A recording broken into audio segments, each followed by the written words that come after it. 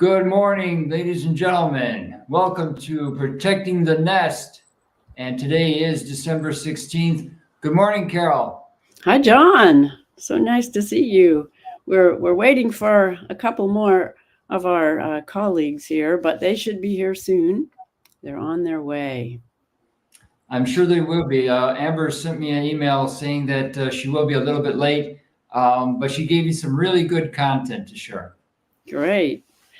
Well, so did I. I did a show a couple weeks ago with John O'Loughlin. It was supposed to be with Corky, which would have been really wonderful, and maybe we'll try to do that. But we kind of had a lot of material and didn't really get to cover the very last video at the end. So I thought that might be kind of fun to start with that because we've had a big week of showing this giant, big fusion reactor that DARPA has, or the US government has spent $1 bajillion in it, is a bajillion millions of degrees of temperature to get this reactor going. And the video that we showed a couple weeks ago before they made this big announcement was the same reaction. It's a dusty plasma reactor, and it was created inside a microwave. So the temperatures are not 15 billion degrees or million or whatever it is. It's just microwave temperatures. And this was a recreation of some work that was done, decades and decades ago. And people have been trying, scientists have been trying to recreate this experiment, and we're able to do it fairly recently. So anyway, let's look at this little teeny one, because what really struck me when I'm watching all these videos all week of this giant big reactor is how exactly it looks like this tiny one. So here we have a torus. We're hoping we get music because it was done to music, but if not, I'll just kind of explain. This is within the microwave, and it's in a spherical test tube. There is dust, I believe it's coal dust, that's in this test tube. And when the electrical is turned on in the microwave, it gets this reaction going. And I have to say, I would not recommend people trying this at home, because the guy that did it, George Egli, who's a Hungarian scientist who's been working on this all his life in obscurity with no funding, had pictures of him trying to do this in the 80s. And all his windows were broken and his shower curtain was falling down. So it's not a simple thing to do on one level. But on the other hand, you don't need millions and millions of dollars, and you don't need huge, big machines to do it either. And these simple machines can, with a little more investment, be replicated and created. And the output is stuff like electricity or gas, or that's just a side effect of this reaction. So you get 1,000 times more electricity than you put in when it happens, and it's very available, but it is sadly been completely obscured. In patents are hidden, and there's no funding for doing it on this tiny scale. And so that's what is real important and needs to change, because it changes everything. It changes our economy, and it is also a reaction that happens fractally in life on many, many scales, including in our own bodies all the time. Something similar to this that might be what the Nazis were referring to as the black sun. It happens in biochar. I mean, we can kind of just take a quick little tiny overview of some of the stuff we talked about last week. So let's go ahead and run it and see what it looks like. This is a universe inside a spherical test tube inside a microwave oven from the 80s. Or, well, maybe this is more current, but go ahead. If the music doesn't play, it's the Chariots of Fire, the movie. But there you can see something happened within this test tube. And now all kinds of tiny little suns are igniting, just like a galaxy. This happens in outer space. It happens in within our cells. Right. This Or is slowed down 10,000 times. He used a very high speed camera and very expensive. yeah, this isn't the $100 experiment. Some of them are. But here you can see this looks almost exactly like the picture that we've been shown over and over on TV of the giant big reactor that cost so much money to make. And here it is in a tiny test tube. This is the dusty fusion reactor. Yeah. Dusty plasma fusion. Yeah, I think it's called a dusty plasma reactor. But this is plasma in a vacuum. So you do have to create a vacuum for it to happen. But there are engines, and I think maybe some of the technology I think Elon Musk is working with. He was talking about an electric airplane, and in this presentation, and we didn't get to go over that a whole lot, was also a model for a very lightweight electrical engine that could power an airplane that was demonstrated too. And it's a dusty plasma reactor. So it makes 1,000 times more electricity than it takes to ignite.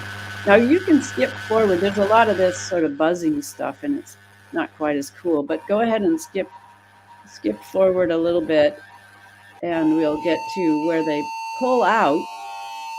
It's up past 4, I think, but we can show a little bit. I mean, this is still in a microwave and they're going to, towards the very end, they pull the camera out and you actually see this funky old microwave.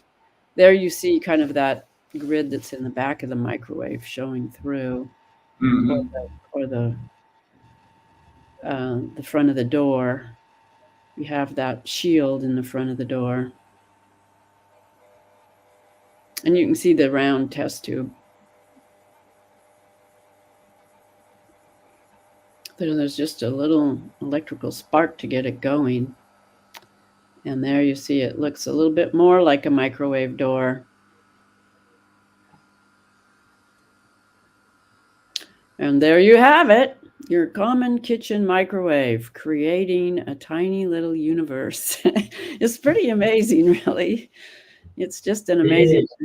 Now, the argument is that George Eggley, when he did this experiment many times, showed that the electrical energy going in through the electrical socket was inferior to the amount of energy coming out of the products. So the classical argument is that you could never have energy out greater than energy in below 5 million degrees. Mm-hmm. And I remember I interviewed twice Professor Bruno Colpi, who was twice nominated for the Nobel Prize in Physics. And I asked him about the ITER experiments. And for example, I posed the question of one Italian student who claimed that he could have a nuclear reaction. And nuclear reaction does not mean a huge explosion. All it means is that there is an addition or subtraction of a proton or neutron within the nucleus of the target material. In this case, it was nickel, and the student claimed that he could cause at least one proton or one neutron to separate at just 20,000 degrees. And Professor Colpi dismissed this. Oh, no. If it were possible, then we at MIT, we would have thought about it. We would have done it already. So the student couldn't possibly have come up with an innovation like that. Well, you know that a microwave is a lot less than 20,000 degrees too. It's, how many degrees is it? It's like less than 500 probably. It's not a huge amount of heat. It's really just exciting the electrons. It's not outputting a lot of heat. So, and the idea of cold fusion is, a lot of these reactors that we've watched, I think you're aware of all this stuff too. Some of it is cold to the touch, like the metal that completely bends and disintegrates, that's done with static electricity. Yeah, there's many different forms of this, and it's something that has been denied humanity. They've come up with it many, many times, I think for hundreds and thousands of years, and it was used more in the past, because it's more than just electricity. It's also wave cancellation, so you can cancel gravity and have anti-gravity machines like the Dick Tracy anti-gravity. What was it called? The magnetic space coupe.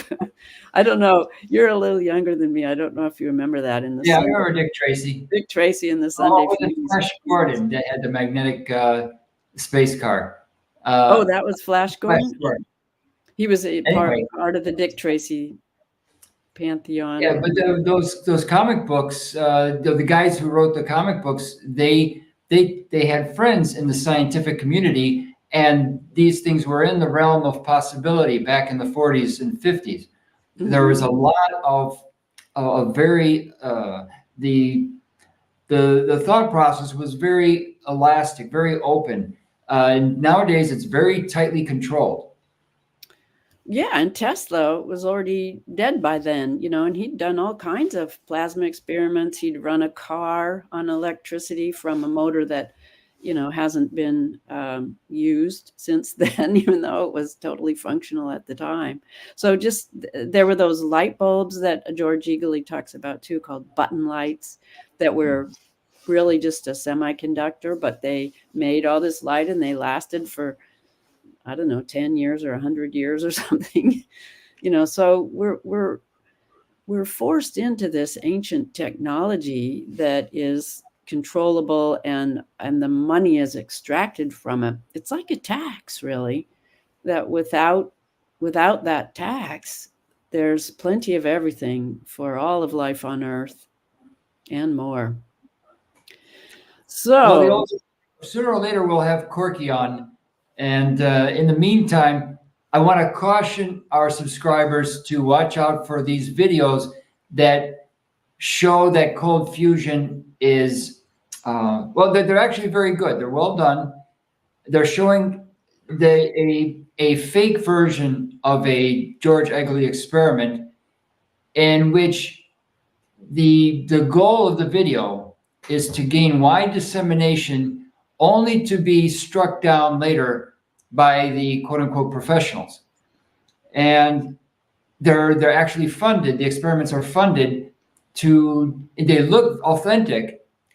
The scientists may or may not know that they're being used, but they claim to have greater energy out than going in. And then the professionals show that it was what would you call it? It's a kind of limited hangout, right? mm-hmm. So you have to watch out for those videos. They're out there. Yeah, I think we've noticed with the health issues that have been up. Oh, hi, Amber. Hey, That there's a lot of science that is funded with special interests that is showing an agenda, and that's the same thing happening with over unity, I think is the word for it, where you get more out than you get put in. But if you measure what you eat every day and the energy you put out, is way more, so it happens as long as you're alive. You're doing all this stuff anyway, and so are plants, and so is the atmosphere, and so is the ocean, and geology is too, in its the life forms that have formed. Calcium comes from shells and life forms. All kinds of minerals are created in this fusion power of you're making other substances out of a simpler substance. That's how the biosphere has grown over time, over millions of years.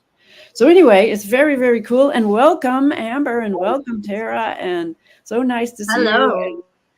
I like Sorry, your I'm best if one of my kids had their Christmas party and I ran home as fast as I could. Well, you got a cute little scarf on that fits your Christmas party. You look like a little elf, Amber. The kids were crazy. They were all There she is. They were all kinds of sugared up. So I called my husband and said, "You've got them from carpool. I'm heading home." So it's chaos at school right now, all the schools, because the kids are like celebrating before they're done until January 6th. So Yeah, this is the last day. mhm. Cool. What do you mean? And they go back after January 6th or on January 6th? Oh. Yeah, you get 2 weeks off. Hey, what a day. What a day. So it's a big celebration And I go for on kids. full-time mommy duty. Yeah. Keep them busy and off electronics the whole day. That's always a task. Yeah, you get to make Yeah. cookies and stuff. That's Well, use the microwave to do some Leonard experiments. Yeah, that's true. Yeah. Well, we bought this little science experiment book that's age appropriate. So I told them to look through, mark the pages, and then tell me the materials that are needed. We'll go get them, and then they show me what they're able to create. That way it gives me time to do what I need to. They can experiment, and then we'll have a challenge, like who comes up with the most creative way to display something, and then give different awards to keep them competitive and having fun. So. Yeah, like a little science competition that sponsored by Intel. I bake a lot during this time, and they're always like, "Can I have this?" "No, that's for our neighbor." "Can I have this?" "No, that's for women tonight." And like, get your hands out of here. That was always so hard being a kid. Smackdown. When your parents wouldn't let you eat the cookies. Oh my gosh, yes. But John, I sent you 4 videos as well. I got them. And Which one do you want to play first? I think the because it 'tis the season, the one about flu, because I think Carol and Tara will really enjoy it. It's humorous, so why not start off really humorous? All right. Why not? Yeah. All very short videos. So are we able to play 5x5 now? Yes. Ooh, awesome. We're moving on up. Yes. Well, we didn't quite get the sound yet. Well, let's try. This has better sound. The Squirrel Mama has better sound. Okay. She's very funny. Okay, let me. Here we go.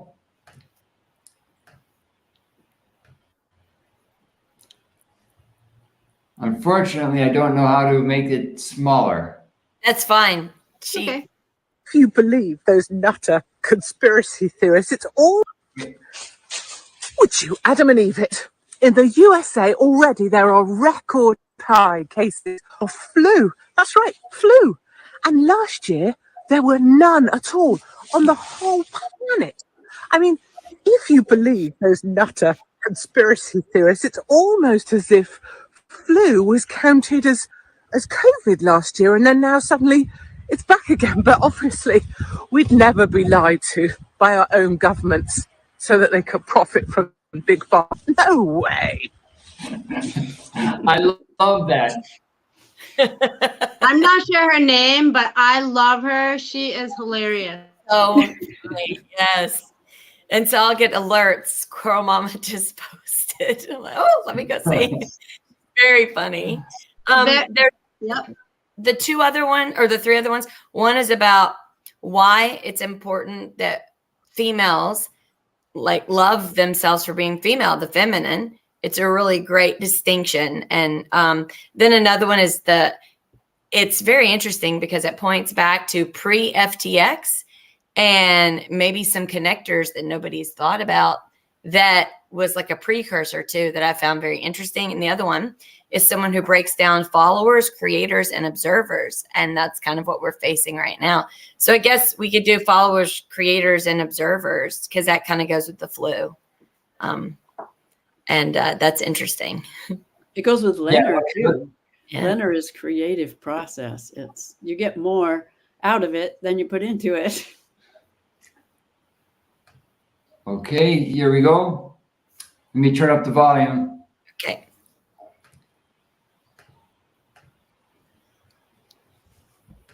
Turn it up, man. Turn it up. Turn it up. I think that other girl is named Katie. Katie something. I don't know. Can you see it? Yes. Yeah. Yeah, we can see it. Yep. That says 85% of the people on the planet are followers. 10% of the people on the planet are creators, and 5% of the people are observers. So we got 85% of the people who are willing to follow. The 10% who are able to create something are going to capitalize off of that, and the 5% are usually the ones who are assassinated because they can see everything that's going on, and they would ruin it all for the 10%. So the reason why it's so easy to do that is because people are willing to be led. There's a philosophy that Mm. Yeah, That's that was so great. true. That's so true. It's shocking. I meant it's not to be offensive to anyone, but that's one of the real shockers to me is just how many people just would follow without thinking things out, you know? And I think my grandpa had something to do with it, but just saying. I think there's a missing category there. There's the creative observers. So there's the ones who don't want to exploit in order to take advantage of the 85% that are followers. So they observe it and then they see it, but then they have to come up with a creative way, not only to survive, but to try to allow other people to understand what they're observing in order to try to be helpful, just in case people are being manipulated. You know, not those who want to follow and they don't care what's going on. That's just how they're made. But there's a large contingency of people that are consistently confused and consistently wondering, you know, what's going on. I think that there are creative observers that they're already creative, but they find it unsavory to take advantage of the situation. And so therefore their creativity is used in helping others observe. So I think there's a small contingency of that as well. Maybe not so small. I think her percentage numbers. I mean, I loved her categories, but I think the percentage numbers were probably off. If you look at the mass formation stuff, it said like 40% of the people were not able to be hypnotized. Oh, that's great. And 60 were, and half of those people only did it because their friends did it. And they were willing to switch, you know, they were willing to have their eyes opened, and 30% were not, you know, they just weren't going to give up their position. So that makes it a little more interesting to. Could we call that the teeter-totter effect? The ones that are willing to switch depending on. Yeah, those are the independent. The teeter-totter effect.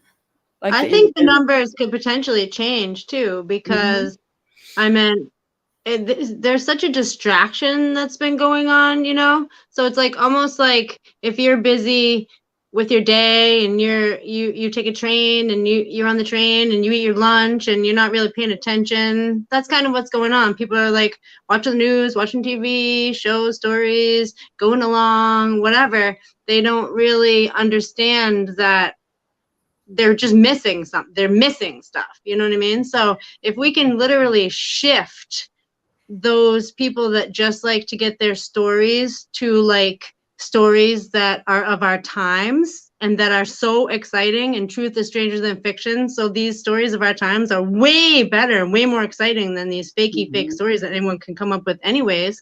So if we can like shift that consciousness of the people that just like to follow, and the observers can tell them what to follow, and then they can follow the real story and actually wake up to the times we're living in.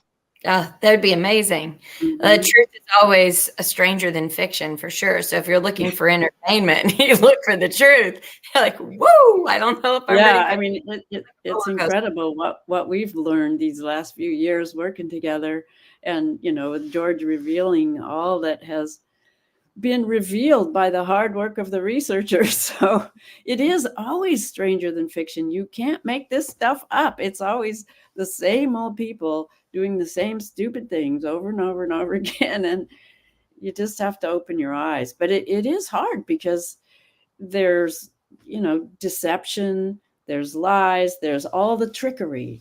There's all the trickery and the trickery of the language that they've gotten so good at that has that worked for the time being, but I think it is dissolvable. Yep. And that's where the next video, Destroying the Feminine, and then we can go into pre-FTX, because that goes into a lot of stuff that we can talk about, like how they set things up way in advance. But like the Destroying the Feminine, that's the word verbiage that's been used to hypnotize and to like confuse us as to the essence of our our and why it's so important to counteract the masculinity. And they're both very important, but to hone in on that and to not let someone depict to you or change what you know to be true as a female.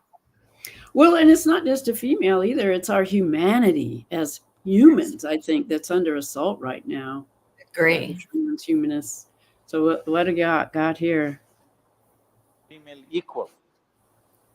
It is not necessary to be equal. Equal opportunity is fine. It is not necessary to expect a woman to do the same things that a man is doing. Then what is the point of the gender differentiation that nature has made? It's important. The feminine in the world is as important as the masculine in the world. But today, in the name of equality, women are coming to your place where they are beginning to act like men because they know that's the only way they can succeed in the world. The only way they can succeed is they have to act like men. You see even women doing like this these days. This is not necessary, because if you destroy the feminine, then you truly have enslaved the women. They want to make… Yeah. That was great.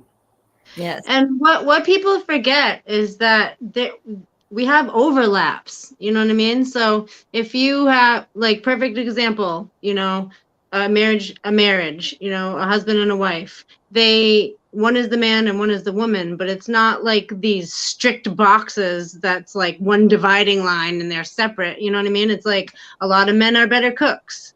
A lot of, you know, there's always a give and take, but what we have to understand is that because our physical bodies lock together in a lock and key to procreate, our energy is also locked together in other ways. So whereas something that you can't see because it's not physical, whereas one person's good at this, the other partner kind of fills it in, and then they lock together. So the nature has all kind of these things where you know, the magnetism of opposites, we see that and we understand that to be true, but to make it so strict, or the opposite, to make it this like non-binary like mush of like nothingness, like the man just said, why would we have distinct genders if there wasn't a specific roles? The roles are important, and we also know from nature that if a group of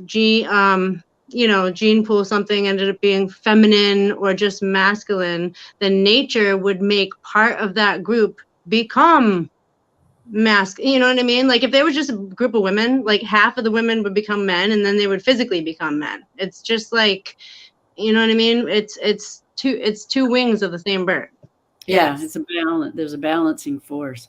And I think one of the roles of women that has been kind of demonized over many, many years is the role of natural healer, and to understand the plants and the under the earth type magic that happens that can truly heal people. And I think it's been, you know, the word witch has been used to demonize women that would use plants to heal, when that had already become the realm of the doctor and the man.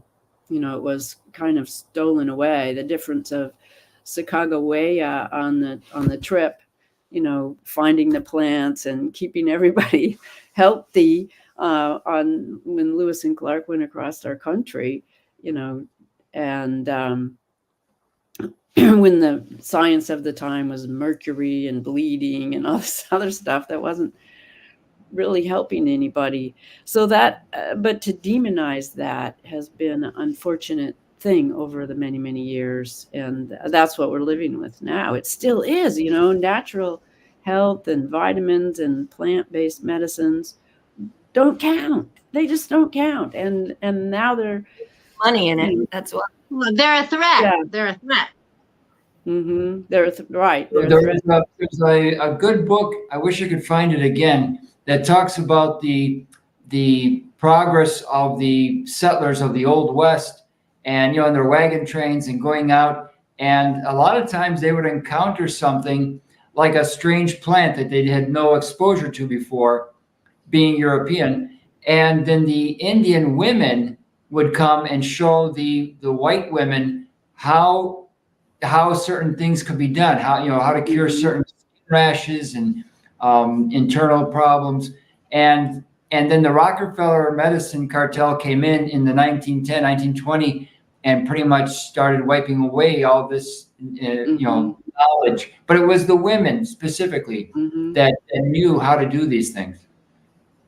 I want to give a And- shout out to Wendy and Norman, who just said hi on the chat. So nice to see you here with us. And hello. Sorry to interrupt, John. I was done. And so I thought that was a great way, like, to pair, that one with the different types of people we have, because then we can see how people are easily, manipulated with the class that just follows what they're told, and how hard it is to observe and say, wait a minute, you're giving up your amazing feminine self. Like, there's something very powerful in that, just like there's something very powerful in the masculine self. And we need to look at how this happens. Like, how are they dividing people? How are they splitting groups in order to penetrate and cause, a great dysfunction in humanity? Because once you take away one side of that coin, you have a lopsided coin. You have lots of other issues that befall it. And so then it brings you people who come in and who are super corrupt and come up with ways to pilfer money and to maneuver, and then to come out with a different name later in order to hide and obfuscate kind of the original intent. And that's the last one, the FTX. I think it'll surprise you guys. Like, there were precursors to this for years, but this is one that was able to be captured. I'm sure there's plenty more, but this kind of shows how far in advance that these things are thought out. And then who becomes scapegoats? And if someone is found out, it's because they become worthless. And the ones that are hidden are the ones that are still, worthy of playing the game. Should I go ahead and play this one? I forgot. What is that one? FTX. Yes, this is the one. Yes. Remember this interesting tech company called Ripple that we're going to invest in, right? Okay, what is Ripple? So Ripple is basically a platform to allow people to transfer money from bank account to bank account, person to person, really securely, really simply, really quickly. Okay. So we found this company. We thought it was really, really interesting. And it runs on this stuff called XRP, which is a cryptocurrency. But basically, it's just a way to get value from here to there. Okay. So we're meeting with these folks, and they're explaining to us the people that run it, this guy Chris Larson and the guy named Brad Garlinghouse, and they run it, and they're talking about the ethic of this company and this platform, and how they actually really care about being an ethical company and giving a portion of this platform away to people that are doing good in the world.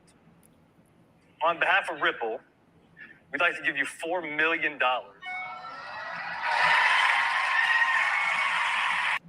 Does anyone remember this? Interesting.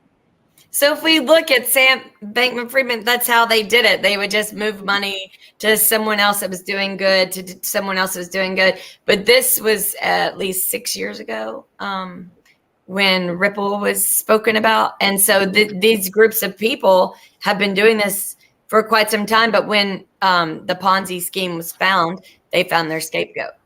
So, and it offers a few other names to see if they're still connected to what we saw as FTX, hidden behind LLCs and transfers of names and businesses and licensing. So I thought that was super interesting, because I think a lot of people forgot about that, and we could probably find some roots dug in and connect some more dots.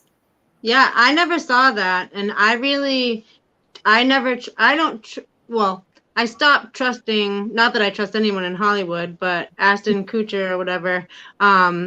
Did you guys see when he got up there and tried to, in some, I don't know what they were, some, it was like the McCain Palantir, and he got up there in front of Congress or something and was like, crocodile tears, like they were going to do such a good job on child trafficking, blah blah.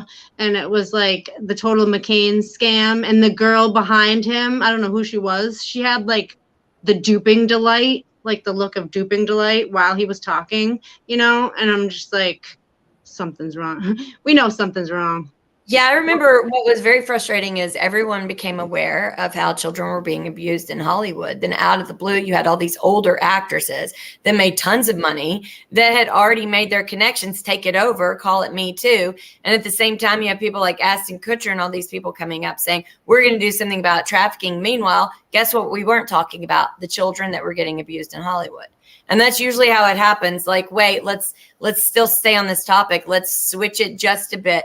Let's redirect it. Let's reset the topic. Let's reset the tone, and let's refocus people so that they think we're addressing it. But what we actually did is have gone to women that signed no non-disclosure agreements, got big contracts, played really nice roles in movies, have a large investment and trust fund, and we need them to play their role. And come out and do this big bit. And then we can all pretend to be so upset while we still remain very close with Harvey Weinstein. And we still remain very close with all of these other individuals that we're supposedly so upset by. Bingo. That's exactly how it went. What was the time frame of the Ashton Kutcher thing? I think it's Tara? 2016 and 17. Do you remember? Yeah. Oh, okay. Yep, right around there. Yep. And Well, he was like, he was literally saying that he was like I was going in. Like he was saying that he was going in on the busts in Central America. Too?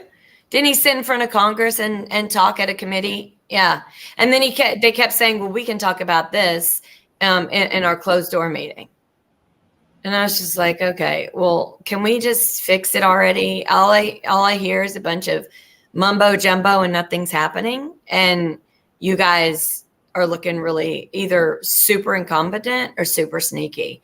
Like when people want to get something done, they get it done. If they don't want to stop the cartels, they don't. Well, you know, and it's super easy, but other people think, oh, there's all these things and twists and turns. No, there's not. No, there's not. And they can make it that way, but you know, then they're ineffective. If something takes you that long and still there's a problem, it's purposefully ineffective. Right. Yeah, going back to Ashton Kutcher, remember that around 2012, a lot of the creepy stuff that the creepy parties in Hollywood, the eyes wide shut type of stuff was starting to come out, and they had to conduct a campaign to whitewash Hollywood people as really just average citizens with a lot of extra money who want to do good in the world.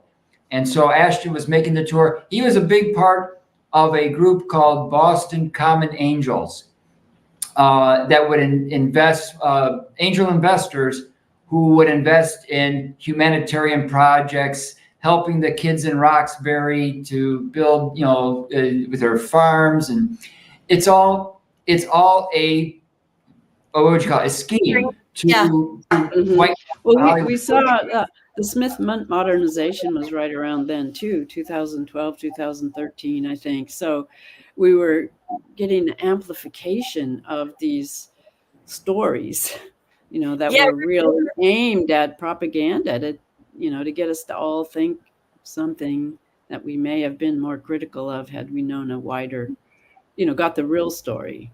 Yes, exactly.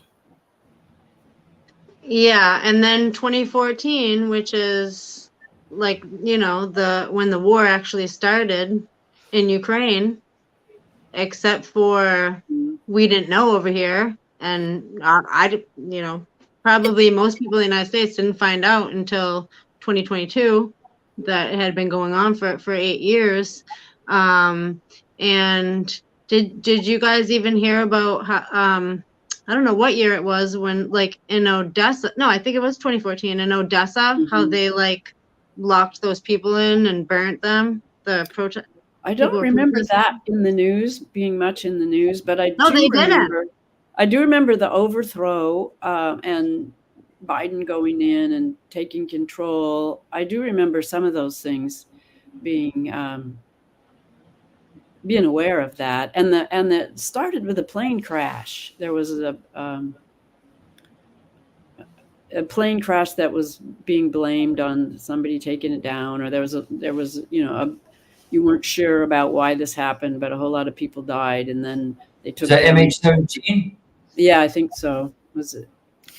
You know what I think would be great? My Christmas wish would be that a comedian, or quite a few of them, started doing this, pass off, like the Festivus, the airing of grievances, right? And they pass it off to each comedian who does like a 5-minute spiff about what they're grieving about, like all of these shenanigans, and they make jokes, but they bring them all up. And, and like, especially with the FTX thing that George Costanza, he used to give on Seinfeld, he used to give the card. I'm donating this because I care about you so much. I'm putting a donation in your name to the Human Fund. And he just made something up so he could pretend he was giving gifts. But like, these are, comedic genius Mm-hmm. be able to do to pass the poll of the Festivus poll to the next comedian who says it's time to air the grievances, kind of like Ricky Gervais did at the Golden Globes when he just hammered all of them, where each comedian does like a 5-minute, and then they string it all together and they put it out there, the airing of grievances. I think it'd be so amazing to do, to point out like all of this crap. But when you put it in, comedy is truth, only faster, right? So I think that would be a great way to remind people of all of these connectors and things that we've been experiencing for a good many years, that people just, they create fear to keep people from actually catching on. And, anytime people seem to open their eyes, boom, and something else happens to create fear or to confuse, cause chaos, and redirect the conversation. Well, I saw a comment from Wendy a little bit back about hypnotism, and she actually really knows what she's talking about in that arena. But she said that you can't hypnotize someone without them trusting you. And so that is the perfect kind of the comedians. They're kind of like, I don't know what kind of bridge it would be, because to me, like, Hollywood is pretty much dead and should be dead, but it doesn't, creativity does not have to live in Hollywood, and certainly comedy doesn't have to live in Hollywood. So just being able to have that, to people build trust through those kind of like skit like jokes, because we all know that like having fun and laughing and really enjoying yourself through hard things, it's totally where it's at. I mean, you need to do it. And if we can bring that to the people through people that they do trust, then they can open up and recognize the spell that's been put on them. I hope. I think that was happening. That's what the function of YouTube and why it got so popular was because real, genuine human beings could say what was on their mind and their heart, and people were responding to that as human beings. And then the Smith modernization and all the stuff that's being revealed now with Matt Taibbi and Musk about all the agencies, all the U.S. agencies that have been controlling the message through social media for all those years, ever since they could, which is not that long ago. So it's time to get it back on track to where it was. Yeah, they're so afraid of a real conversation. Yeah, right. You don't want us to talk about things that really matter. That would make a great show on YouTube or elsewhere, a show where people talk about things that really matter. That's exactly unscripted. Right, but matter. Not only that it mattered, but why do they not want us to talk about it? So how would it affect people that exploit the situation? And is this why they don't like for us to talk about it? So if we mention, something to do with like corruption or insider trading, that's not good. And we're able to talk about, this is something that matters. This is something that trickles down, causes a lot of issues. But then we talk about, hey, wait a minute, this is why they don't want us to talk about it, because it's connected to this. And even though they're foes struggling for power, these are things they have in common. And they're willing to join together to keep us from discussing things that's really not beneficial to the small man. We're the ones who get nickeled and dimed. We're the ones who are supposed to remain ignorant, and they'll work together all the while beating each other up on the campaign trail. They'll get their people to contact the other people to discuss, how are we going to beat this back? We'll do this. We'll do that. Hey, we're going to beat you in the next campaign. No, you won't, blah, blah, blah. And then they work together, and then they work separate. So we're at a disadvantage, but I think us being able to communicate about it and having freedom of speech in the First Amendment is what's very important. Well, I was thinking about the word matter in terms of fusion, actually, which we've been talking about earlier before you joined us. But what fusion is condensed matter, and it's just making it smaller, and all this energy is released, whether you condense it or you explode it. So fusion is the condensation of matter, and there's more there. I think some of the amazing phenomena that happens in the quantum world, like non-location and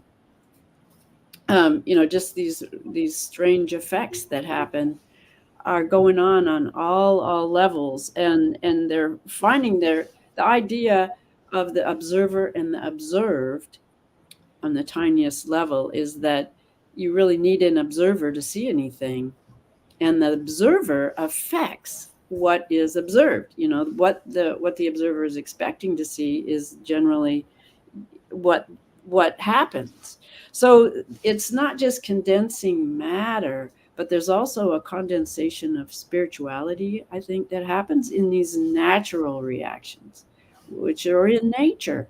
And that being human, that's our role, is to make sense of things and to condense our actual spirituality and our consciousness and put that out there. It's condensing it, and it's also dispersing it on this fractal level. So I think that's something that we can maybe all do a better job of, is really, John, you're always talking about this. How do we get the word out? How do we get the word out? And I think it doesn't have to be by words.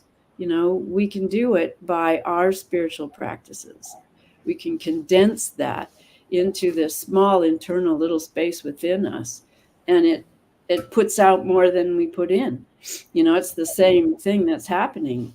We are able to create on that level too, and by doing it with whatever physical practice of prayer or qigong or yoga or whatever it is that you want to do and can do, to just do that a little bit more and put the truth out there, and it'll spread. So I would say a good practice, and what I enjoy doing, is like going somewhere where there's lots of people, sit in different areas, try to make eye contact with people, and smile, and watch and see if the tone and the energy all around you starts to change. If people start to gravitate around you, they're laughing.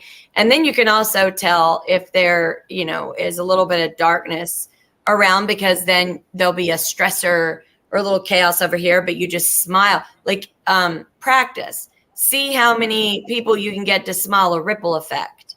Go inside and have a genuine smile. And, understand that each individual has a different fingerprint. Each individual is in a different space. No matter what they might be feeling right then, they might just enjoy having a genuine smile.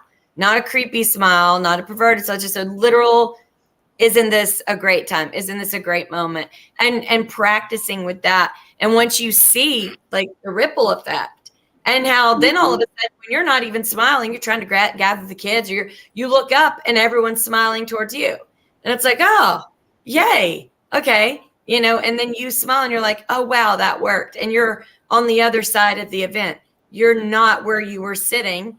And then you can actually practice. And I think it's easier to practice with something that's easy. There's not a lot of thought that goes into it. It's just a simple smile. You can see it carry through. And it's a great way to learn how to do it, how to be still and do it. And it has to always come from a genuine place. Well, I love that, Amber. And I think it counteracts this pervasive message that has gotten bigger and bigger of fear, which locks us into a place of unhealth, you know, and that smiling is how you can completely change your system, your neurological system, to be in a state of health, you know. So that's just a wonderful, wonderful suggestion. And you can do it in a place where there's people, or in a quiet place in your own house. It still has effect, you know. You can send as well as receive. And when we say, you know, someone tells us a sad story of where they are physically, or their family, and all these horrible things are happening around us all the time, and we say, you know, well, we'll pray for you, we'll send you good energy, you know, that actually doing it is a practice too. And that's a lot of people say it, but then they don't do it. Mm-hmm. I mean, I think we all fall prey to that because we're busy, we're running around, and we hear something, and we're like, oh, I need them to know I care. And then you might say, I'll send, you know, a prayer your way. You get up the next day, you realize, well, I never prayed. Oh, you know, and it's a habit. And I think that anytime you use words, what makes them significant is the act behind it. So it's not just using the words, because then it's empty words. You need it to actually get the momentum and the energy behind it in order to then fulfill that, because I think your word is your bond, right? And so your yes should mean yes, your no should mean no. It should be very, very simple, straightforward. And if you don't know if you could give a yes or a no, you could say, I'm not sure if I can. If I can, I will. You be more distinct and understand that if someone can't trust your word, they're not going to trust that when you're there for them, that you actually are competent enough to have an understanding, or that you back it up with your consistency. So I think that's super important, not to just use words, but back them with actions. And there was a time when people said, I give you my word, and they were afraid to break it. Yes. And we should be afraid to break it, because you're breaking your own conscious energy stream to someone else. That power that's within just your word. I will be there at 5 to help you put that in the truck, because you don't need to lift it by yourself, right?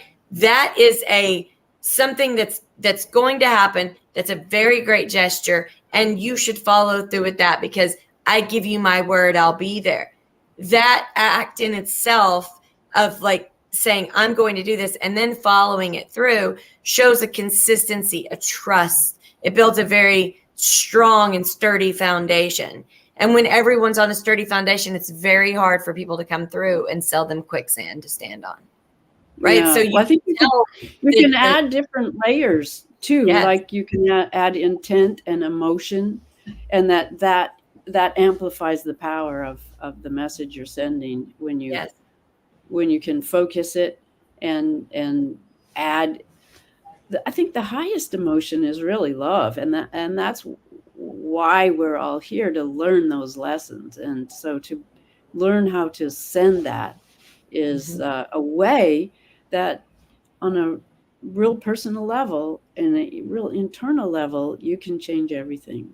Well, it takes practice. And imagine like how distracted we are with technology, with things coming at us warp speed. It disconnects our connection, because it just chops through.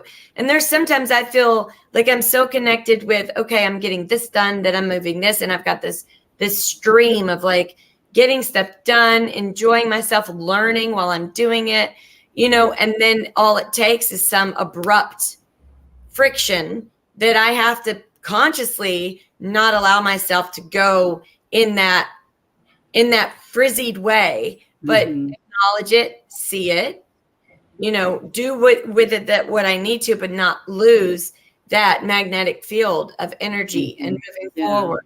And To it's refocus. very hard because every day we're just infiltrated constantly. And so practicing, I think, with just genuine, I kept my word, my word's my bond, my yes, yes, my no is no, and practicing with smiling, and just doing these small things, grow those habits. And then these other things will just fall in line as you learn. I can affect the mood of my family. I can affect the mood of my neighborhood. I can affect the mood of my district. I can affect the mood of my city. I can affect the mood of my county, the mood of my state, the mood of the Southeast region, and just to grow with that, with what you output, but also being able to step in someone else's shoes. So when you are outputting, you don't seem like you're minimizing or addressing the things that other people are suffering with, where you're just in this cloud land of nothing's wrong, everything's happy. Because sometimes, you can be stuck in imaginary land thinking you're affecting everything, making it good, but you're not addressing the things that have to be addressed to get them to be able to meet you on that plateau as well.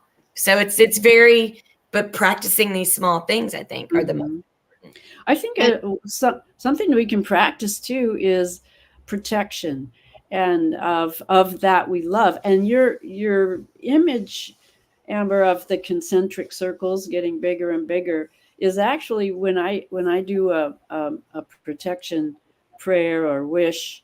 I do start it really small. I protect myself, and then I grow it to my family, my home, my neighborhood, and that's been a great practice for me. And I can see it working, not only for me, but for those I love, and for all the work we do together too. And there's a couple of examples. I remember once I did that very consciously in the morning, and then I later in the day drove to see a friend, and I had to get on the freeway, and everybody in front of me was stopped. So I entered and I stopped. And then I heard this huge screech behind me, this really loud brake squealing. And I glanced in the rearview mirror, and it was a huge semi coming at me, who didn't see the stopping. And I didn't even get afraid at all. I saw it, and then I looked away, and I just, felt normal. And he stopped within inches of me. And then I thought, as I drove on, oh, I'm really glad I did that this morning. But it's not just me. I'm putting it on a bigger and bigger sphere. And something happened this week that was it's terrible, but it reminded me of how connected we all are. And there was a school shooting at our high school, and a 16-year-old boy was shot. And when Eva was little and went to kindergarten, the first thing that happened, or that was really horrific to her on the way to kindergarten, was I was driving her to school, not very far away, and our neighbor had collapsed, walking his dog around, and he was elderly, and I knew he was having problems. And so I stopped, and I got out, and I said, "Are you okay?" I had a conversation with him, and I said, "I'm going to run up and tell your partner, and we'll get the ambulance." And I left Eva in the car, and she was in kindergarten. And then the ambulance came, and everybody came, and we went off to kindergarten. And then found out later that he had never revived, and she had watched him die. And that happened to Caleb this year, this fall, early on. He was at school. He was going across the street and to go to lunch at the park, and a bicycle and a semi-truck collided right in front of his face. And he was the witness. He was, of all the people that saw it, he was right there and saw it. And the same thing happened later on to Eva. That same kindergarten year, a few weeks later, there was a school shooting. A parent who had who was angry that they'd moved out of the location and they wanted their kid to be able to still come to the school, but it was all full up and they were angry and they showed up with a gun and started shooting in the hallways and ran out, and everything was locked down. Nobody was hurt, but it was this horrible situation in kindergarten, and it happened just a few weeks after she had seen her first death at age 5. So it was this powerful thing. And the same thing happened to Caleb. He was the witness again at the school shooting. He saw from the second window. He was the one able to describe the person with the gun who was shooting at cars. They weren't, and the kid that got hurt, I guess, well, I don't know. There's lots of details. But anyway, those two things were parallel. They happened the first month or so of school, the first in the fall, to both of them, the mother and the daughter, and the son. So what is this confluence of horror? And I think, there was protection around them the whole time, that they were able to witness it and able to deal with it on some level. And what does that mean? There's a lot there. And I think we can all recognize that there's horrors going on all the time around us and absorb it, and yet move forward and change things. Take the steps, do what we can. So, but anyway, it's just a reminder that these horrible things are always there. And Well, that brings up a good point, Carol, because I can remember when I was about 7 years old, I was at my aunt's house, and my aunt and my mother were watching some reports of the violence in Vietnam, and they showed dead bodies, these Vietnamese children on TV. And I remember my mother and my aunt very vividly crying upon seeing these images. Nowadays, young women on the college campuses, I've never seen, I spent a lot of time on college campuses, and I've never seen a young woman cry in front of all the horrors that are coming out. And so they are manipulating, they are doing something to destroy our ability to feel outrage and shock and horror. Because it's commonplace in the media.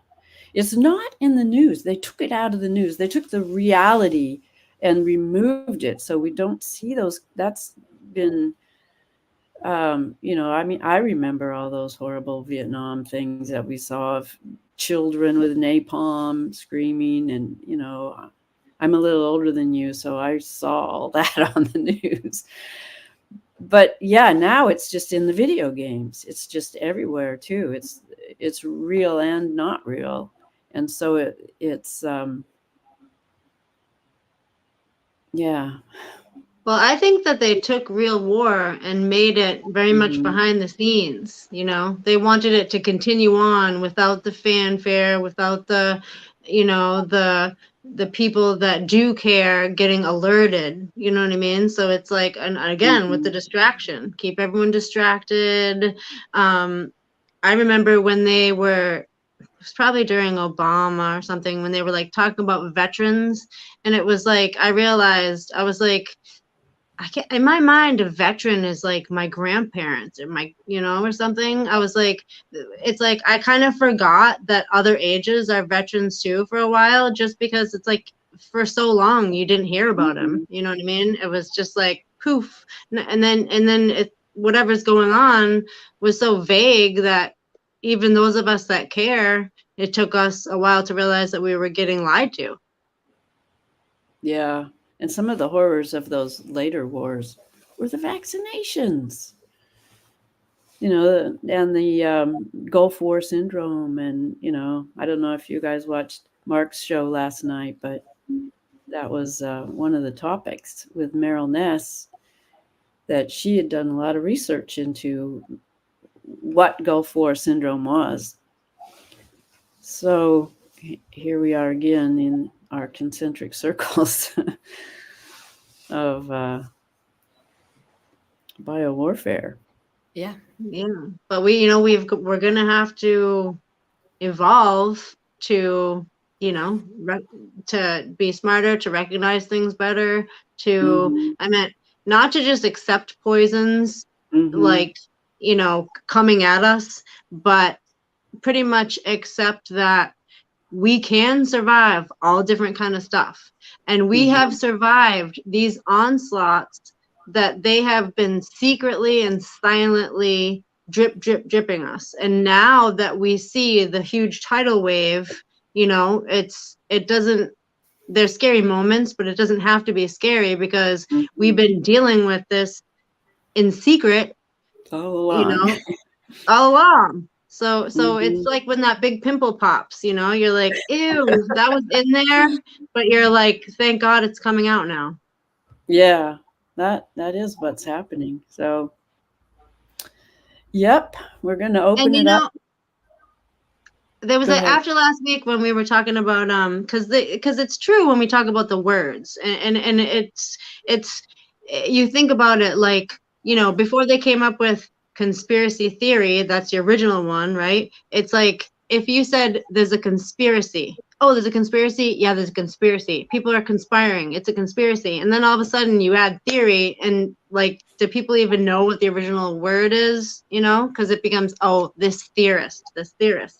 But the other day when we were talking about micro expressions, I realized, I was like, hey, these same woke dictionary changers, whatever, they've pretty much changed micro expression to microaggression. Right. Which is more part of this, like, we need to be so offended because of microaggressions that people don't even know they're having. But notice no one's offended by the corruption, the money laundering, the absolute despicable job they're doing in utilizing our tax dollars appropriately. I'll give them 1,000 microaggressions if that's what they need, because this is insanity. And when they changed it to the microaggression, it was just for you to manage your reaction to their behavior. So no matter what I'm doing, you need to manage that because that's microaggressive and I have to stop you before you get started. So I'm not going to allow you to have a foundation of speech because it's full of microaggressions that I'm going to reclassify because I'm not actually trying to hear your point.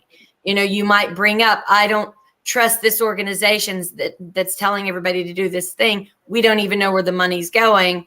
And then, you're dog whistling, or that's a microaggression, or I know what you're trying to do, which is, no, I want to know where the actual freaking money's going and if it's being laundered and if bad things are happening, if you're just a tool that's helping perpetuate madness and chaos. Like that, there is no microaggression. There's straight up aggression with my question of where this damn money's going. It's macroaggression. Yeah, you can obscure it and twist my language all you want, but actually, you're showing more about either your ineptitude, your sneakiness, or you're just plain ignorance on what's actually happening. But I don't have time to worry about how you talk about my transgressions and microaggressions. It's just really, it became so ridiculous. And when people get their feelings all in an uproar, they can be led to do the most stupid, like in one conversation, talk about how horrible our Constitution is. And, it needs to be changed. In the next minute go, I've got freedom of speech. We live under a constitution. It's like, hello, knock, knock, knock, knock, knock. You were like, come on, you're canceling out your own argument. You actually allowed for your freedom of speech to be taken away because you said it was okay and that our Constitution was antiquated. Oh, until you had an opinion. Now it's important to you. You look like a goober. Stop it. You're causing your own downfall. Like that, you can't use language in order to twist it in your favor. And then when it slams you in the face, then you're looking for other language to confuse other people. Like what you did was you actually made people smarter and you made them evolve with your antics. now you're screwed. You screwed yourself. Like the people. And that's exactly what's happening with the language about humanity. That humanity is greedy and horrible, and wars have been forever. I mean, there's a whole nother story about that too. That isn't. Listen how crazy this is. Like, this is just the epitome. So you had cities burning, small businesses, real people being affected. Everyone's like, this is bad. And they're like, oh, you don't care about the oppressed. You don't care about this. This is supposed to happen. Then January 6th happens. These same people are like, put them in jail. You know what they ended up causing? Now those very people are afraid to go and protest because they've spent all this time mocking January 6ers. And now when they feel like their government has turned on them, which will inevitably happen because they will stop getting their way, because their usage will be done and their pawn will be taken off the board, they're going to want to go do the same thing. But now they've disabled their numbers. They've caused a lot of backlash. And now people can mock them and go, but what about the January 6ers? Are you going to do another mostly peaceful protest?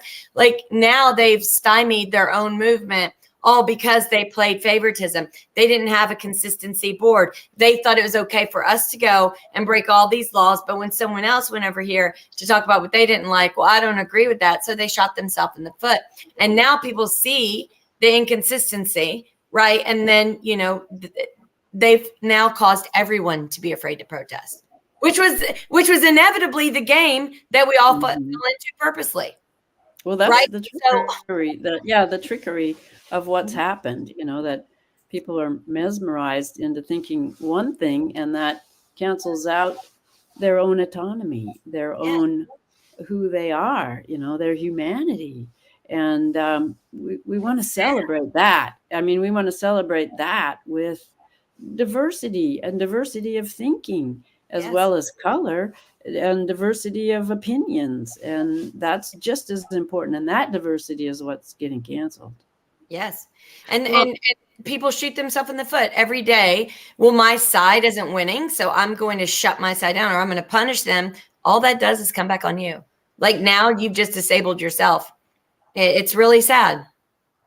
Well, anytime that a group is really put up, on some kind of eternal pedestal, that should bring suspicion, okay? Because it's like that's where the trickery comes, because people are so excited. Oh, finally, my group, they're being recognized, they're being understood. And while, they might deserve that, you have to recognize if it goes beyond a certain scale, and just too much mainstream, then you just have to start being suspicious. Like, for example, when they started taking the midwives out of the equation with labor and delivery, and doctors were men, if you jump onto the bandwagon of like, this is men against women, then you're shooting yourself in the foot thing, because what did they do? They kicked out dads. So it's like they're never gonna, like, it's called useful idiots for a reason, because they use them, and the people think, oh, we're gaining all the power, we're gaining all the notoriety, kind of like the fame illusion. And it's just like, nope, we used you, sorry. Yeah, and people don't know, like, we should all not allow someone to make us lockstep in their march that they're determining. We all go by a different drum. We all have a different beat. And when you feel like your beat is being suppressed, like, that's why we have different fingerprints. We have different thoughts. We have different dreams. Sometimes they connect together because it's supposed to do that. But, when you feel like the beat of your drum is being shut down and muted, and that you're feeling forced to join a group, you need to hold fast and hold swift to your beat. You need to write your score of music. Like, this is my beat. I might take a pause right now to check this beat out, but I'm not throwing away my beat, because my autonomy is being forced away. I'm being forced to shut down what motivates me, who I am as a person, in order to join this collective group. And it might not be to my best interest. And if I'm not even made to flow that way, is this really something that's good for me? Is this an endeavor, or is this being manipulated? People need to take those steps to hold on to their autonomy, before some big movement, before some big collective sway. You need to be able to understand, okay, I see how it's swaying this way. I hear their arguments. Oh, I felt the same way. I see this other side. I see what's going on. I felt that way. However, I reserve the right to be myself. I reserve the right to not join the tribe, the cult, the collective. I reserve the right to have my head on straight, because what if we all lose our heads, but some of us kept our head on? Maybe we can be the helpful ones to guide everyone back to their personal fingerprint, their personal beat of their drum, and give them their head to put back on their body.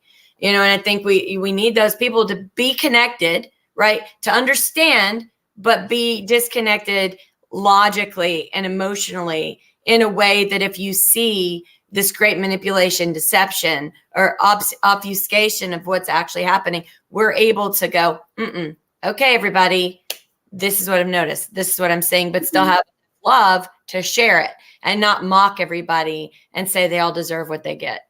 Well, that's exactly right. I think part of the deception is that we are brains, and that's who we are, and that brains don't have spirituality, their logic, but I think the real reality is that our heart is a nervous system too. It's in Chinese medicine, it's called the not the generator, the governor. The heart is governor of the brain, and we have our not our carotid artery, but our vagus nerve connecting it. So physically, it's the heart that's central to our humanity, and that's what the science and the technocrats have totally missed.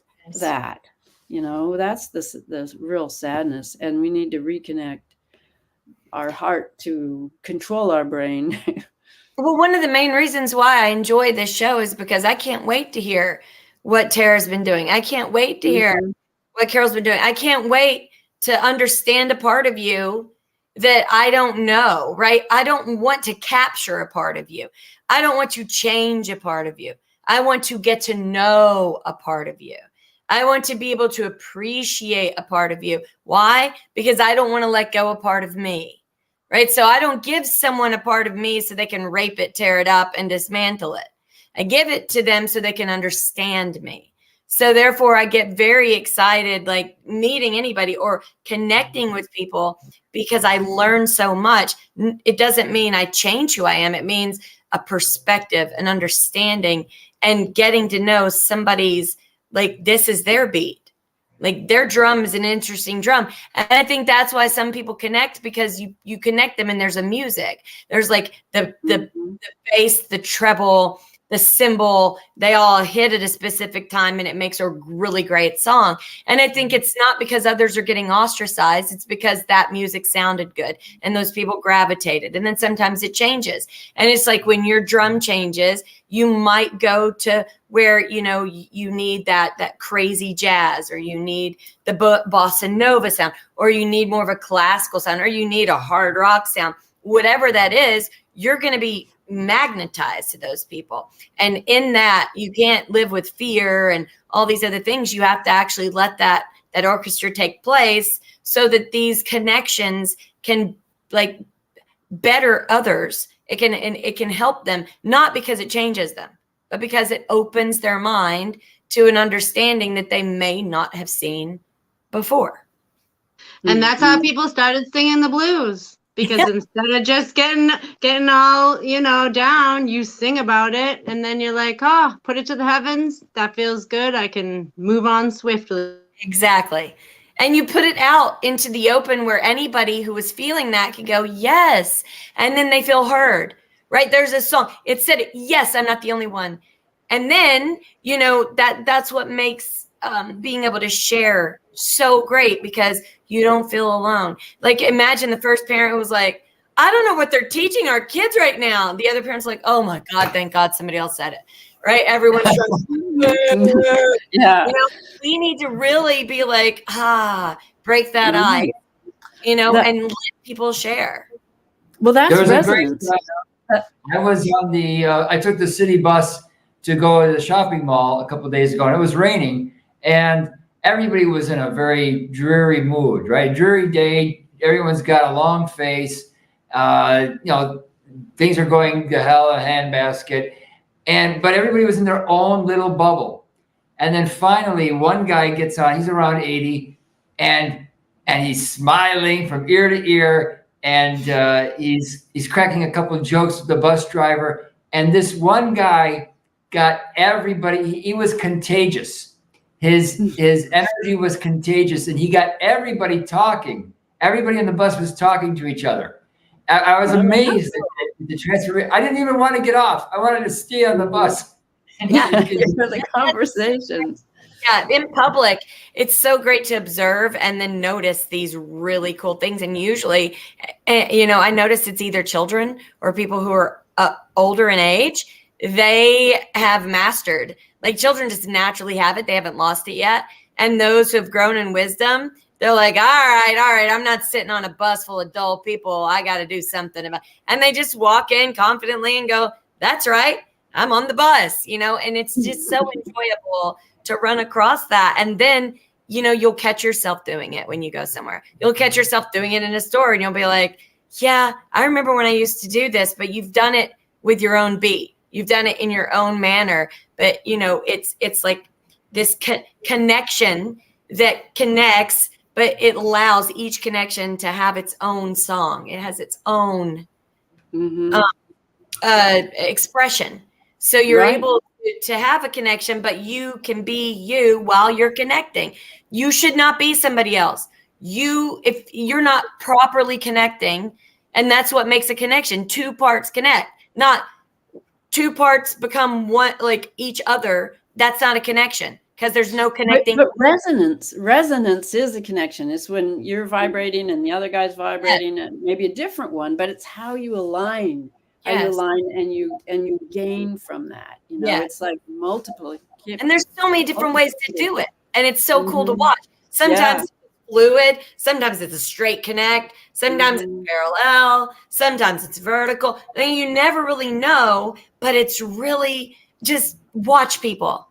Like if you're around people, watch them, see what you can do, smile, try a bunch of different things. Like try to connect without like getting in their space, connect without them being without them being aware, and through kindness, and then watch it grow. It's amazing. John's example of the bus was just wonderful because you can see it became a symphony. Everybody participated. There's been a couple of train videos that I've seen of people, just one person just starts a song, and pretty soon that whole train, they're all singing together. And that's one of the trains you don't want to get off on that one either. Yeah. And you can't do that when you're wearing masks. Oh, that was the hardest part for me. I couldn't see anybody smile. Like I was, I looked everywhere for a mask with a smile on it, and they all looked creepy. And I was like, and then I wanted to cut a hole in my mask where I just had the things on, but then you can still see me smile.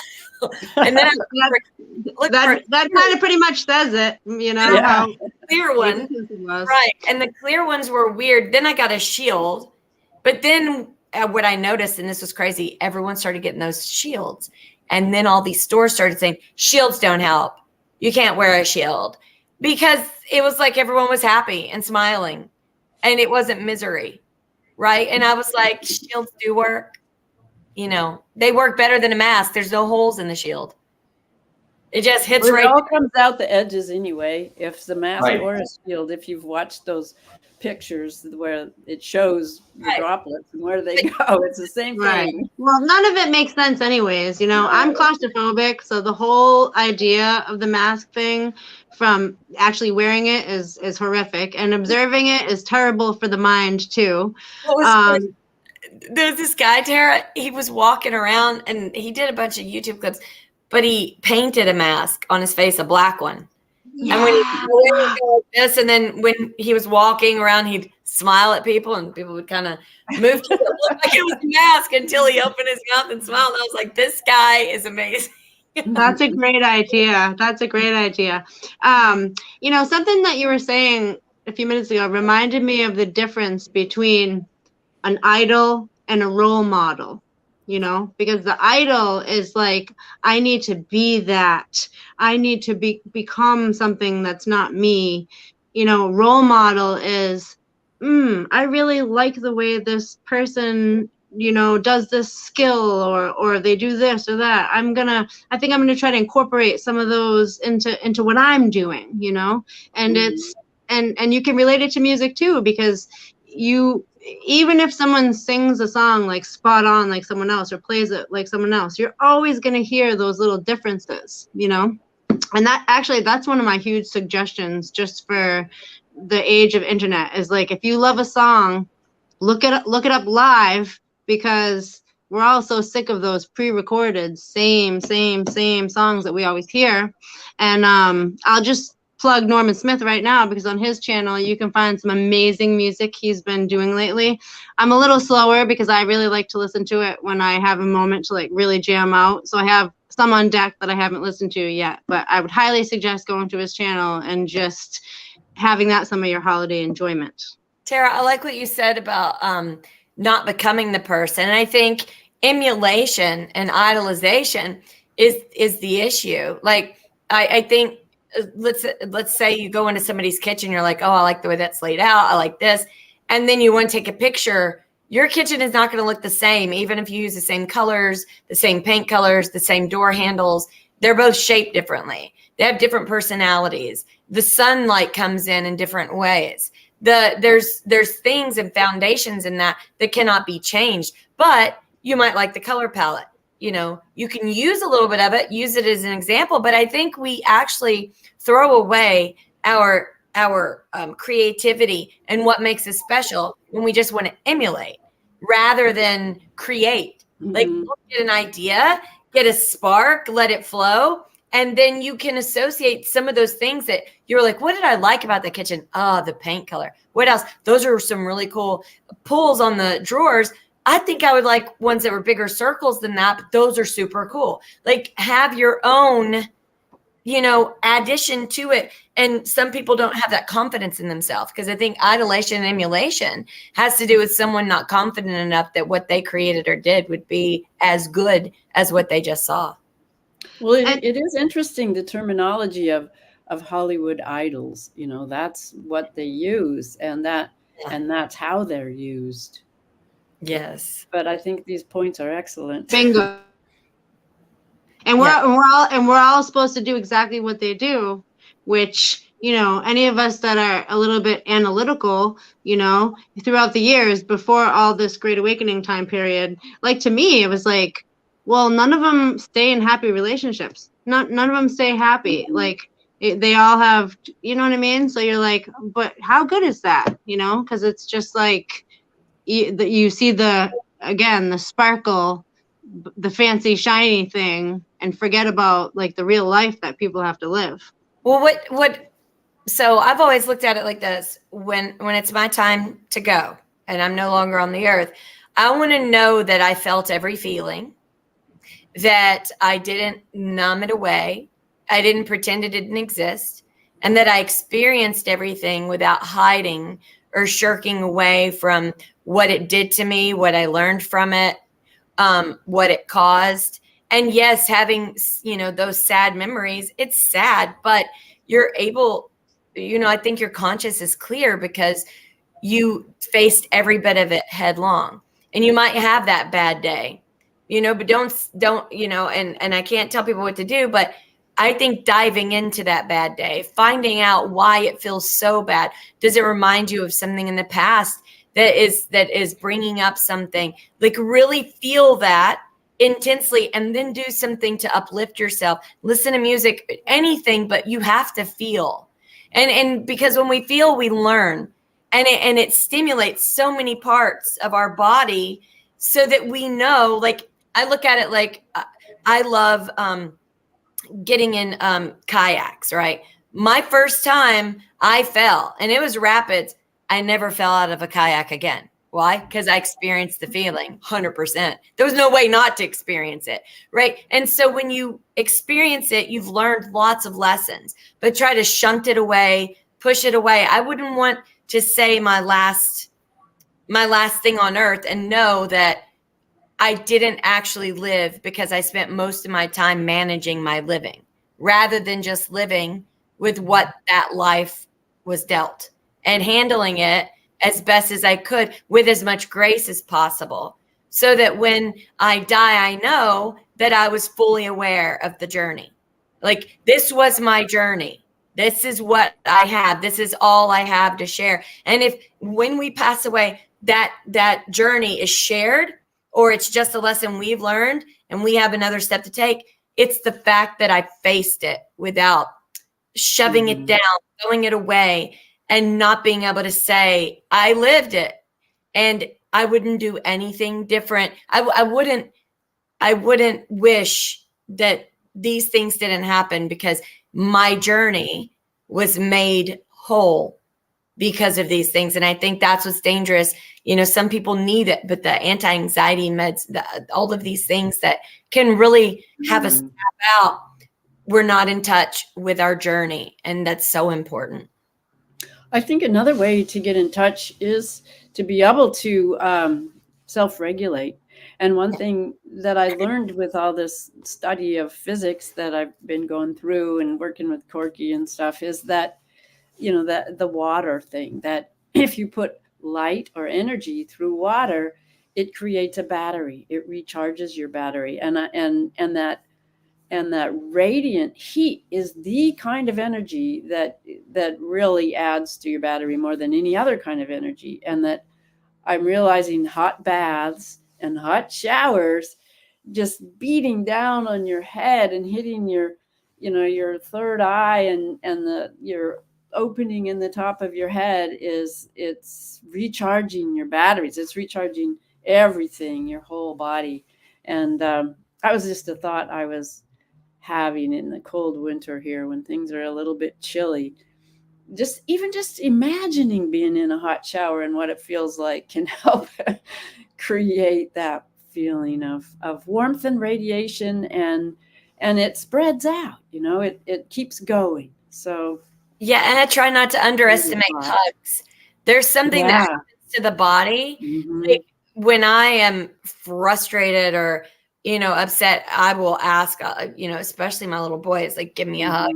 That's they need it too. And you know what I found with little kids is when you hug them and you go down their back, like a very solid and, you know, comforting and strong way, they melt into your arms. Oh yeah. And it's like they then really hug you. There's not it's the a hug. release. Yes. Yeah, it's a big release. Yeah. Yes. And it actually, that recharges my battery. So sometimes kids won't actively recharge your battery. They will ask for more of your energy and more. And hey, I know you just cooked and I know will you make cookies too? No, it's 9 p.m. No, I will make cookies. No, not happening. But a hug will do. You know, I think it recharges both of your batteries. You know, you get that warmth, you get that, you know, just energetic and calming too. It's both energetic and calming. Life is so stressful. People forget about the hug. They forget about how, like, energizing it literally is. And, you know, everyone can remember all their friends that are really good huggers.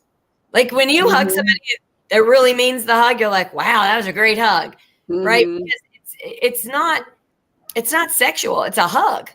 Like, it's literally like, hey, buddy. Hey there. You know, and it's a very, like, connecting. It's a support system. Like, you're falling into something without anybody falling. And then there's an embrace of, like, you know, this is important. I needed this. So I think we need to not forget about hugs as well. Absolutely. Hugging is so important. I meant there's nothing like it. And it's just, you know, because the way that we connect energetically is permanent. When you get a chance to just hold somebody you just want to hold them and just remember that and just hold on tight for a couple of extra minutes because, you know, we do get to share on the physical, you know, here together. So I want to real quick, I had asked John if he could play something as we close out, and I just want to explain a little bit what it is because it is important. But first, I want to show you something from the garden this year. Yay. Oh, beautiful. Oh, nice. Yeah, so we dried that one out, and it became a nice maraca. And then this one, these ones like hung on the vine, and this one's becoming a maraca. See, so you let it dry out and you turn it, you make sure the seeds aren't getting all clumped, and then when it starts kind of getting a little moldy, you wash it with rubbing alcohol and hydrogen peroxide and kind of peel it the way you would your skin, turn it, and then hopefully this will be the maraca too. Yay. Yeah, one free can. Great. And our garden inspired by you guys. So this video is, we could close out on it, but I just wanted to give you guys a little intro. So I was asked, and not directly, but to spread the word on these 2 letters, okay? 2 simple letters. Have you guys heard of this Bronson case with the Supreme Court? Yes. Yeah. Okay. So the 2 letters, it's like kind of a template for the 2 letters to send one to the Supreme Court, just simply saying, I agree with their angle. And then they would like you to send another letter to the Branson brothers themselves so that they can count how many people they got the Supreme Court received letters from, and then this particular person who's presenting it asked to put $1 into what they're sending to the Branson brothers, you know, and hopefully maybe people will send even more. So that is the word, and so please act on it and or spread it far and wide because you know, there's a lot going to it, and it's hopefully it's a real good thing so that we can do what needs to be done and transition the way that we need to transition as seamlessly as possible. Love it. Thank you. Oh, fuck. Okay, that's okay. Bleep it or bleep. We understand that. Here's how we're going to change the world with 2 letters from each and every one of you. The questions you've been asking are, how do I write the 2 letters, one to the Supreme Court and one to the Brunson brothers? And why? We're writing 2 letters because the Supreme Court's probably not going to tell us how many letters they got. The Brunson brothers are. And so we're going to be able to track how many letters are actually getting to the Supreme Court so we know with our own sources what's going on. So here's how you're going to do it. And by the way, kids, teenagers, look, you're going to inherit the world shortly. You're going to be left with consequences of what's going on. You need to write letters too. Doesn't have to be just a voting age person. Anybody living here in America or around the world that might be suffering from the effects of whatever's going to happen with this government needs to make their feelings known. So I want you to get 2 envelopes, 2 stamps, and 2 pieces of paper. And on each piece of paper, let's start with the letter itself. Write at the very top, attention to the 9 justices of the Supreme Court. Put a note expressing your support of Brunson, Brunson, versus Alma, Alma, middle initial S, Adams, Adams, et al., which is ETAL, comma, number 22-380. Then sign your name and date it. You can write more information in your letter if you want to, concerning why you want this case looked at, but it really is that simple. The court may not even get time to read all the letters. The whole point is that we express our interest and they know what's going on. Now, there's a direct link to a letter that's already been pre-composed by Roland Brunson, and you can just go to the link, and if you have a copy machine printer, you can just print it right out, maybe add a little PS at the bottom, a note at the bottom for your letter, and that can go right out in both of your letters. We want the Brunsons to have a copy of whatever you send, so either handwrite or make a photocopy of what you sent to the Supreme Court so they see what you sent. And when you're done writing your letter, put it in an envelope, and on the front of the envelope, write it to the Supreme Court of the United States, 1st Street Northeast, Washington, D.C., zip code 20543. Put your stamp on the envelope, put your return address on the side of the envelope. With the second copy, put that in the second envelope and address it to Loy, L-O-Y, and Roland, R-A-L-A-N-D, Brunson, 4287 South Harrison, Harrison Boulevard, apartment number 132, Ogden, O-G-D-E-N, Utah, 84403 is the zip code. And put $1 inside this envelope, or more if you feel like it. But you know, $1 is gonna really add up quickly, and it helps the guys to know you really care. Everybody should be doing that. Look, we all got $1. The envelope over, and on the back, put wherever you heard about this. If it's Hammer Time, if it's the PPN Network, if it's Nino, or any of the other hosts, put the host and the state that you're from. That's for us on the back side. Don't put it on the front side of the envelope. It'll confuse the carrier, postal carrier. This is an urgent situation because this case is going to be decided whether it's going to move forward and the Supreme Court puts it on its docket or not at a conference they've called for January 6th, when all the justices decide whether to take the case or not. We just need 4 justices to take it, 5 to win. But this is very important. This is us voting again at a critical moment. It's an amazing moment. Okay, when you're done with your letters, consider helping a family member, a neighbor. Maybe you have a printer and somebody down the street doesn't, but they're a patriot. You got a copy machine, whatever it might be.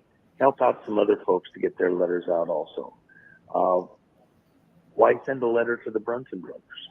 Why not just to the Supreme Court? Because we may not know or be told how many letters went to the Supreme Court. We will know and see how many letters went to the Brunson brothers.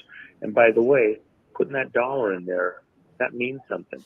They spent $2 million of their own money to get to this point in time. We need to shoulder up. It shouldn't be just on a couple of people that feel the desire, need, understanding that there's a reason to do something. It shouldn't just be on them. It should be on all of us. So let's shoulder up, show them we care, we're thankful, and in the end, if we win, you want to be counted on the winning team. Get a piece of the pie here. Be part of owning your country. You know, the Brunson brothers didn't ask for this $1. It was my idea. I think it's a reasonable idea to help them out. You know, let's get in there and show them that we care. All right, and that we're backing them, and also for the Supreme. Oh, sorry. Hey, Tara, can you explain the case for people that may not be familiar with it? Okay, so pretty much what the case is it's not what the outcome of the vote was, but it's the fact that the powers that decided that day were supposed to take 10 days to determine if these problems that came up, they were supposed to take 10 days to determine what the problems were, if they made an impact, whatever. Even if they said, oh, we took the 10 days, forget it, there was no problems, move on. they literally didn't take the 10 days. So this is a case to say that those specific powers that be actually did misprision of duty by not taking the 10 days. They like railroaded right past it. So the court case, the interesting thing is that the Supreme Court is interested in it. And so what we hear is they get loads and loads and loads, you can imagine on how many cases that they actually get to choose from, and they actually chose to see this case. And so there's talk that the Supreme Court is a little bit cornered right now, whereas that, I mean, it's hard to understand their exact angle, but where they're even in threat of their very power getting diminished by, you know, those controlling forces. So this potentially could be an option for them to put themselves outside of like a blame for a big huge thing. I can't really grasp the exact angle, but let's just say they're interested, whereas they actually came to the Branson brothers and said, Brunson, and said, how soon can you get it to us? And they were like, you know, within the month. And they were like, how can it be quicker? And then they said 2 weeks. And they said, all right, that'll probably work, but try to get it quicker. And they got it there, all the information there in a week. So it seems like all sides are willing to kind of be to look at it, and so it's a real opportunity, and I think that, hey, why not? So you know? what's important in my opinion is you've got charters that are within the legislation and within the government that the government has to follow, such as due process. There's things that are on the books that are put there specifically for that. So we've actually been able to fight our local city council, commissioners, and our state when they didn't follow their charters. Like when they allowed a vote on something and they didn't do the proper process. When that's brought up, everyone takes a sigh and they get scared because they know they broke their own charter. So unless there's absolute 100% corruption, this doesn't declare a winner or a loser. What it does is say, you're not following proper protocol and you're put in a position that determines and demands that in order for justice to actually take place. And you can't call yourself a Supreme Court justice if you look past the fact that these charters and sections put into our law are not followed to a T. So I like this because it's based on the functionality, right? They broke apart the functionality. This has nothing to do with like the winner, the loser. What it has to do with the process. And we've seen people not get due process. We've seen a lot of egregious things. And most of the time it happens is because they stepped outside of the charter, the legislation, and they broke the basic foundation of rules and laws set place in order for us to be able to attain the justice that we deserve and the representation that we deserve. So I really like this idea. And me and Chase and the boys will do this tonight before we go look at Christmas lights. You know, this just really reminds me of the same thing about what is safe and effective. You know, that used to be a definition that had to have passed certain tests, go through the protocol of the FDA and you know, the CDC and all of that. And that was completely thrown out and just repeated over and over again. And it was the same thing with the election verbiage, you know, that, you know, you just aren't allowed to question it because they repeated it so many times, and the due process is lost. And the same due process is lost in our medical terminology that has moved past all the things that are taught in Harvard, you know, public, what do you call it? You know, when their whole process of determining how you move forward with a pandemic. You know, there's a whole part of Harvard that isn't the medical part, but that is the public policy of health. And those have all been completely rolled over. You know, no one has been using those things that people have been learning for years. They should be required to follow the same rules that they put forth for everybody else. So if that is stated in your legislature, it's stated in your rules of process, and that's a charter that you follow or a subheading, and this is your process. We are put to the fire, our feet, if we don't follow that process when it comes to dealing with the government. If we lie on our taxes, if we do A, B, C, or D, there's retribution that they take with us. Therefore, that exchange is not, remember, we're not under slavery. We're under a representative government, and they're representing us. They are us. Therefore, they must follow the procedures that they themselves and over time have set forth and allowed to remain in the charter. If they don't like it, then down the road they change it. But right now, they obscured it. They did not do it correctly, and they should be held accountable for that fact. John O'Loughlin thinks that this is going to become a big case. I'm sorry, I misspoke. John O'Loughlin has touched on it, but Harry the Greek says this is going to become a big case because there are several players, even some international players behind the scenes. You know, one theory says that Justice Roberts is Knights of Malta. So, the Knights of Malta is going through a schism itself. So there's a lot of people, a lot of eyes around the world are on this case because it kind of, it might show, if the justices don't handle it right, it will expose a lot of the fact that a lot of our governing institutions, or not necessarily governing institutions, but the think tanks, for example, the power structure, it will expose the power structure that are based heavily on constitutional entities like the CDC, the various think tanks, the Atlantic Council, and everything else.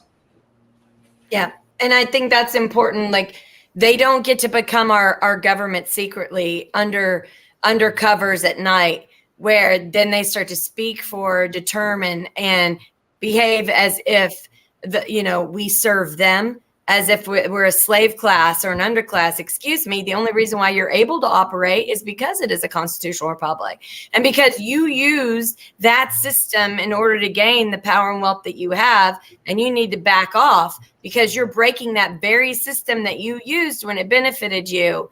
And you need to step aside because you've overstepped your bounds. And, you're part of the problem, if not most of the problem, with how you manipulate a system and then complain like a toddler stomping their feet when you had determined that people were too stupid to push back. So I think it's very smart that we understand the laws. We understand how to move through courts, and we stop saying, oh, that's what lawyers' jobs are. We need to have a basic fundamental understanding of how our cities, our counties, and our states are run, and then understand that each state tweaks it a little different. It might be, you might have to listen to a couple of things that are boring, that talk about the process of our government, but to walk around ignorant of the fact and regurgitate what someone else told you when you're just a pawn in their gameplay, it does not make you a respectable person. It makes you someone who is, absent of your responsibility as a U.S. citizen. And you need to learn that there's a huge responsibility that comes with that.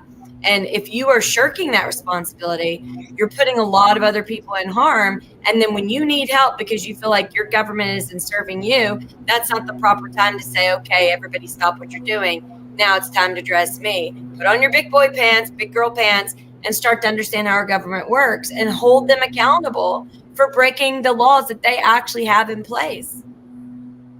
Well, just like I said a few times in the past shows, we learned during COVID to force each other into complying with these, to do their civic duty by wearing a mask. So now we have to force each other, even ostracize each other into performing their civic duty and getting involved in this case and similar cases, or local issues, county issues. This is your civic duty does not end when you go to the voting booth and pull a lever. Your civic duty begins right now, today. All right, just in time. Well, All be right, sure to well, put the links in the underneath. People have requested that so they can Okay. get all the Yes. information. Carol or Tara, send me that Rumble link or somebody, because Okay. I want to play it for my kids when they get home. And I want to say, this is the first day in which you start to learn what it's like to be an actual citizen of the United States. You have a social security number, you have an identity, and you have to understand that these things are what you need to do. It's necessary for you to communicate with your government, to appreciate them when they're doing what they are required to do, what we have elected them to do, what they were put in place to do, but also hold them accountable when they shirk their responsibility. And then they'll get cocoa after they do it. Yay! That's right, because 'tis the season. We got hard work to do like little elves, but at the same time we got some celebrating to do. And this year we remember more than other late years of late that food is the ancient give. Yeah. So we can recharge our batteries with food and hugs. Yes. And food and hugs. And it'll cause a lot of smiles. And smiles. And hot smiles showers. drive the AI crazy. Bye, Thanks for tuning in, everybody. See you tomorrow at the George Webb Watch Party.